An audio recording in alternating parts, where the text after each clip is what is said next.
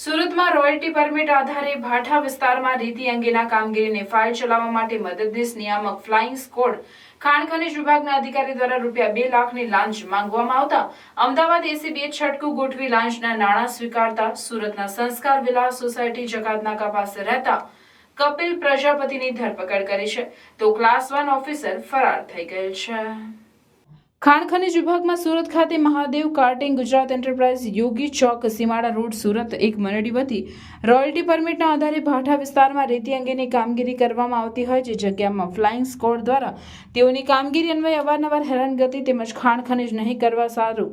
સુરત ખાણ ખનીજ વિભાગના વર્ગ 1 અધિકારી નરેશ શાહની ફ્લાઇંગ સ્કોડના અધિકારીઓ દ્વારા લાંચ પેટીની રકમ ₹2 લાખ માંગવામાં આવતા ફરિયાદી લાંચની રકમ અધિકારીઓને આપવા માંગતા ન હોય આથી એસીબીનો સંપર્ક કર્યો, જે બાદ એસીબી દ્વારા છટકું ગોઠવવામાં આવેલ। આથી લાંચની રકમ છટકા દરમિયાન મહાદેવ કાર્ટિંગ ગુજરાત એન્ટરપ્રાઇઝ યોગી ચોક જૂના સીમાડા રોડ ખાતે એસીબીની સફળ ટ્રેપ સમક્ષ ₹2 લાખ વસૂલતા અધિકારી કપિલ પ્રજાપતિ રહેવાસી 41 સંસ્કાર વિલાસ સોસાયટી સરથાણા જકાતનાકા સુરતની એસીબીના પીએસઆઈ AK ચૌહાણે ₹2 લાખની લાંચ લેતા ઝડપી પાડેલ।